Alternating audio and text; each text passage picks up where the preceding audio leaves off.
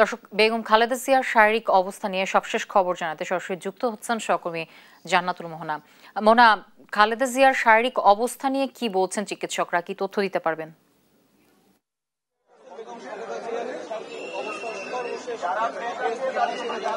এই মুহূর্তে আমরা অবস্থান করছি এবার কেয়ার হাসপাতালের ঠিক সামনে, এবং আপনারা জানেন যে বিএনপি চেয়ারপারসন বেগম খালেদা জিয়ার শারীরিক অবস্থা সংকটমুক্ত থেকে সংকটমুক্ত কিছুটা হয়েছে এবং তার শারীরিক অবস্থা কিছুটা উন্নত হয়েছে বলে জানিয়েছেন তার দলের নেতাকর্মীরা।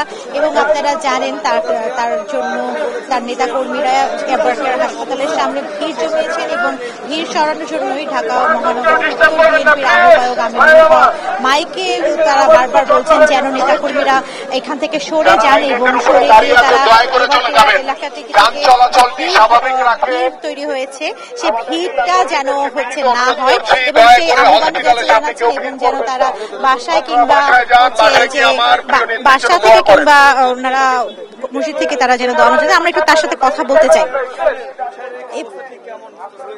আমাদের কর্তব্যরত যারা চিকিৎসক রয়েছেন এবং আমাদের প্রিয় নেত্রীর জন্য যে বোর্ড তৈরি করা হয়েছে তারা নিবিড়ভাবে পর্যবেক্ষণ করছেন এবং পর্যবেক্ষণের পরে আমরা যতটুকু এখন পর্যন্ত খবর পেলাম যে তিনি আগের চেয়ে কিছুটা বেটার ফিল করছেন এবং আমাদের প্রিয় নেতা বিএনপির ভারপ্রাপ্ত চেয়ারম্যান জনাব তারেক রহমান দেশবাসীর কাছে এবং আমাদের সকল নেতা কর্মীদের কাছে আহ্বান করেছেন যে হসপিটালে ভিড় না করে আপনারা সকলেই ঘরে বসে আমাদের প্রিয় নেত্রীর জন্য দোয়া করেন এবং আপনাদের দোয়ার মাধ্যমে আল্লাহ যাতে কবুল করে আমাদের প্রিয় নেত্রীকে দ্রুত সুস্থতা দান করে আবার আমাদের মাঝে ফিরিয়ে আনেন।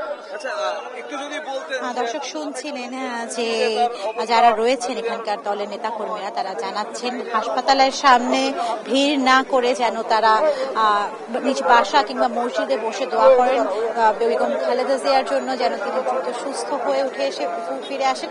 তবে এখনো তার চিকিৎসকেরা আমাদেরকে জানায়নি তার সর্বশেষ অবস্থার কথা, তাদের জানানোর কথা রয়েছে। যখন জানানো হবে তখন হয়তো আমরা আপনাদেরকে বেগম খালেদা জিয়ার শারীরিক অবস্থার সর্বশেষ পরিস্থিতি নিয়ে জানাতে পারবো। তো এবার কেয়ার হাসপাতাল থেকে এই ছিল আমার কাছে সর্বশেষ সংবাদ।